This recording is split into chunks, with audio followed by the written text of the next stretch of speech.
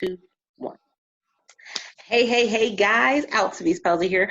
Oh, with another episode of the Speakeasy podcast, where we go behind the scenes talking about what it means to be the successfully paid speaker or author.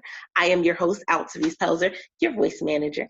That part. I unmute the voice of women who are ready to speak up about what has kept her silent for way too long. And I'm excited about this particular topic because we've kind of been thrown into this whole virtual business arena.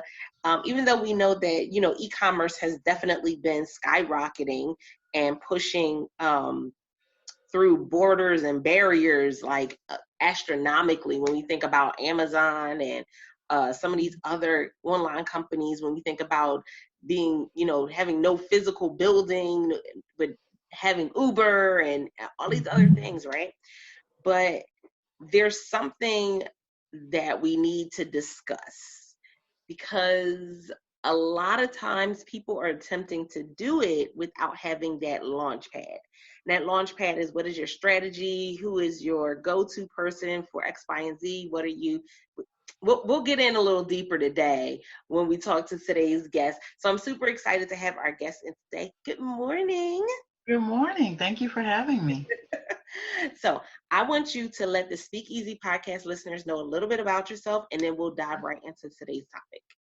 Sure. So my name is LaChelle Barnett, and I run a consulting firm. And essentially what we do is we help new and aspiring coaches launch online coaching businesses. Sometimes they're just getting started. Sometimes they're a year or two in, but usually everyone is before the 6-figure mark, and they are trying to figure out all of the different necessary steps to be able to get their business and their brand up and running in the online space.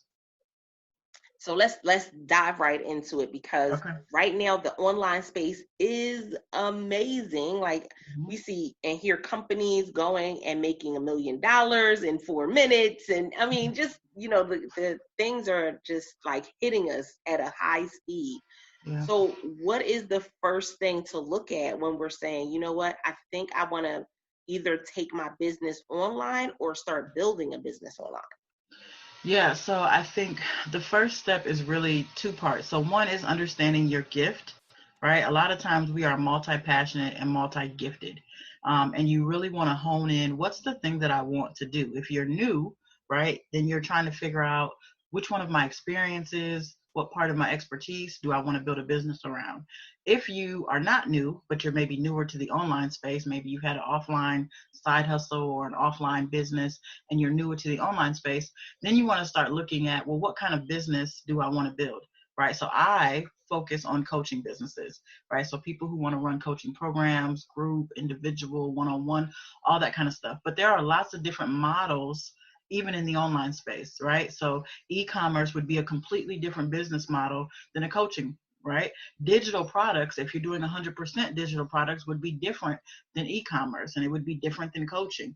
So you want to get clear about your expertise, and you want to get clear about, well, what kind of business do you want to pursue in this online space? Because if you don't, you'll be listening to people who are telling you to do X, Y, and Z, but it really only applies to this group of people. Now that right there is definitely a hot button topic, because there are people that believe coming in that if I just follow the person that said that they made 6 figures, then I'm going to make 6 figures too. And, let's debunk that myth right now. Yeah, here's the challenge with that. Everybody comes in with a different set of assets, a different set of resources, right? So the person who came in and is making 6 figures today, what did they have when they started 2 years ago or 5 years ago? Like, I'll use myself as an example. My kids are older, right? So I don't have the challenge of having smaller children, right? If you have smaller children, guess what? You got to take more time. They require more attention. I also don't have another job, right? My business is my full-time job, right? I live by myself. I have luxuries that other people do not have, right? So if you try to build your business with the same, based on the person who's now doing what you want to do, you also want to understand what they had when they first started. Did they have a husband that's helping them fund part of their dream, right? Do they have, there are all kinds of things that you want to think about. It's not that you can't follow them.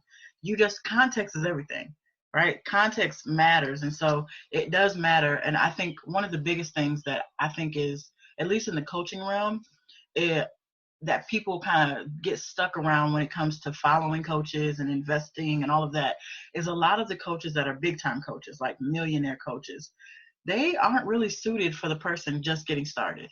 Not all of them, right? But many of them, their gift, their skill set, the thing that they love the most is the person who's scaling their business, not the person who is growing their business, because those are two different stages and require two different sets of information. So that's one of my biggest pet peeves. So I like to throw that in there.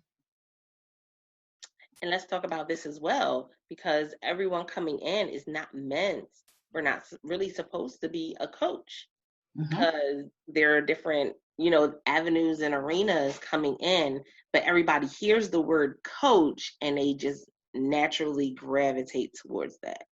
Yeah, which is why I said when you first start, you got to figure out what kind of business model you want to have. It doesn't have to be coaching. And the truth is, when you start thinking about coaching, consulting, training, maybe even mentoring, they're not that different. They are different. Let me be clear. They're different, but they're not drastically different.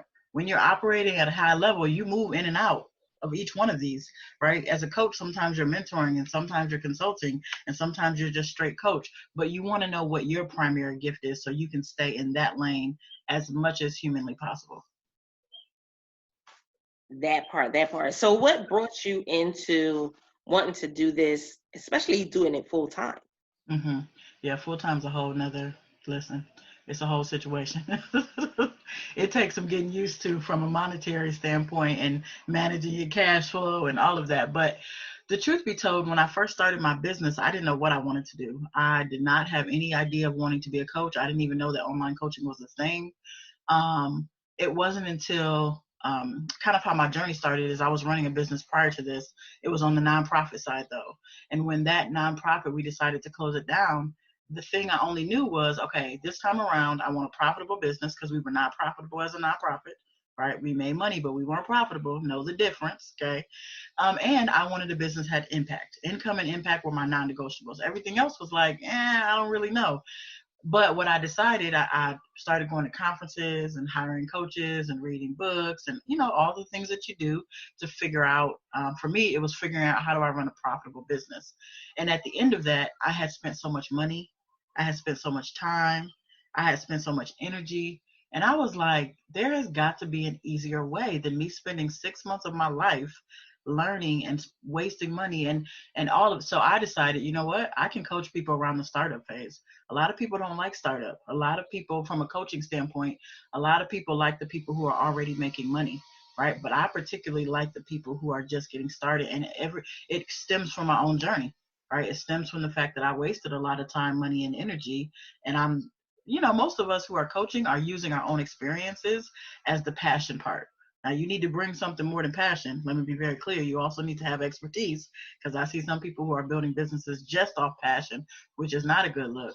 But a lot of us are really simply trying to get someone else to not have to make the same mistakes, right? To not have to go through the same challenges. That's really where coaching begins for a lot of people. And that's true of me as well. It's that, oh my goodness, that thing that rubs you the wrong way is you kind of turn back and go, okay, I need to help people not go through that. That's exactly what most coaches are, very heart-centered, right? They very much want to have impact. Sometimes they even forget about the income part. That's not me, just so we're clear. I'm all about profitable business, right? But I think most of us just want to be able to help somebody else. So. Oh my goodness, I absolutely love that. Now, one of the things that I often ask every person that comes onto the podcast is, what has been a blunder for you in this journey? What is something that you can look back on and say, you know what, that wasn't the best choice? Yeah, I think that probably one of the hardest things that I've had to figure out how to overcome and grow with is how quickly you have to pivot as an entrepreneur. Right. And I'm not talking about like COVID pivot and your whole business might, I'm not talking about that. But I'm talking about, okay, I created this plan, like my gift is strategy. So I've laid out this very detailed plan, and you got to be able to move in and out of that plan. I mean, fluidly. You don't want to change the plan completely, But if you don't, as an entrepreneur, you have to be willing to make adjustments to whether it's ads that you're doing, whether it's a marketing campaign, whether it's your audience, whether it's your product, whether it's your program. It doesn't matter. It requires that you're pivoting all the time. And that was a hard thing for me. I am a very, let's set the plan, let's follow the plan, let's reevaluate the plan at the end, and then revamp the plan if necessary. But I was not good at pivoting every 5 minutes, right? And knowing the difference between pivoting and changing everything. Now, what I was doing is being impatient, right? I create a plan that was supposed to be a 90-day plan, and I get 2 weeks into it. I'm like, oh, that's not working. I change the whole plan and start again. I do that. Not today, but that's where I started, right? But really, entrepreneurship and specifically coaching is around understanding how to pivot in the moment, right? So it's like, I have a client right now who we're focusing on content, right? Because if you're going to be in this online space, guess what? You have to understand how to create content that converts. And so she is very stuck right now in, I want to create memes. And I'm like, that's not positioning you as an expert, right? And she knows it. And she's like, okay, I'm going to change. But she wants to change 4 weeks from now. And I'm like, well, do you want to make money 4 weeks from now? Because if you want to make money 4 weeks from now or 7 weeks from now, then you can stay in this same vein, right? But if you want to make money sooner, then you need to pivot now, right? So she's like, let me just get used to doing the content. And I get that. So take a week, do whatever kind of content you want, get used to having it on your schedule. But instead of taking 6 weeks doing the same kind of thing, let's take 1 or 2, right? And then let's pivot. And so I think that was the hardest thing for me. And I see it as one of the harder things for my clients is understanding what you have to do while simultaneously pivoting on a regular basis. That's Speak Easy podcast listeners. You know, that's one of my favorite words is pivot, because I've had to learn how to do it so many times in my own business. And I've seen what happens when you don't when you don't pivot, when you try to be stern in that area, or let's just be honest. Let's call a spade a spade. You being stubborn. Mm-hmm. You being stubborn. And listen, we could have a whole podcast just about being stubborn. Look, right? Because people get so attached to their baby and their idea and their thing that they just, and I'm like, but that's a passion. That's not going to create profit. That's not the same, right? We can't build an entire business just about the things that I'm really passionate about. A lot of people who could never pay me. Am I going to build my entire business around a group of people that can't pay me? Sure I am, if it's a nonprofit, because that's the whole purpose of a nonprofit. But if I'm on the for-profit side, it is not wisdom for me to build my entire brand around people who don't have the capacity or the mindset to be able to pay me for my services. And I think sometimes people get stuck with their idea and their baby versus being business-minded. Now that's a big one right there too, because there's a difference between you having this side hustle and you actually being an entrepreneur. And I know that that's like a sour note for a lot of people. It's just like a thorn in their side, because they're like, no, if I'm a side hustler, then I'm an entrepreneur. And I go, no, because your side hustle is something you do occasionally. Your entrepreneurship, that's being strategic. You know, I'm strategic about my profit plan. I'm strategic about my marketing strategy. I'm strategic. My side hustle is, let me just go ahead and make this $100, this $1,000, this $200 this weekend, and then I'm gonna go back because I still got something to rely on. I said, well, when you jump into entrepreneurship, it's not the same. Yeah, and I think the difference really is like the difference between a side hustle and a business. Right? I think you might be able to be an entrepreneur on both sides, but what it takes side hustle wise and what it takes business wise is just a different road. Neither one is wrong or right. If you don't ever want to run a business and you want to have side hustles, that's fine. Just understand that and stay in that lane. Just like if you want to have a business, then understand that and stay in that lane, because they are two different roads for sure. I absolutely love this conversation. So let them know where they can find you online and how they can reach out to you if they're saying, you know what, I'm ready to jump into this space of coaching or taking my coaching business online. Yeah, so the easiest way is if you go to blackfemalecoaches.com. That will allow you to join our community of hundreds of other coaches. It will add you to our email list. That is the easiest way to kind of get involved with us. My name is LaChelle Barnett, which is where you can find me on every single platform. So you're welcome to follow me. I don't think I have any space for friend requests, but you can always follow without the friend request. My entire profile is public anyway. And if you ever have questions specifically, you can always reach out to support@theresetroom.com. Awesome. Speakeasy podcast listeners, you guys know I absolutely love conversations like this because it reinforces what we've been talking about when it comes to, being able to start your business, being able to build and grow your business. And those first 5 years, you guys know, literally, we kind of feel like a pinball in a pinball machine, kind of being just thrown around and forced back and forth. But you don't have to be. That's why, you can go and connect with the right people. And we want to know how this particular episode resonated with you. So give us some feedback. We want to know. Join the conversation by going to bit.ly/World Voice Community. It's our free Facebook group. And you can definitely give questions and tell us your results right there in the community. Because again, we want to make sure that you are taking action. That is most important. So guys, this is another episode of the Speak Easy podcast. I'm your host, Altspeece Pelzer. And until next time, don't forget to press it out. See ya.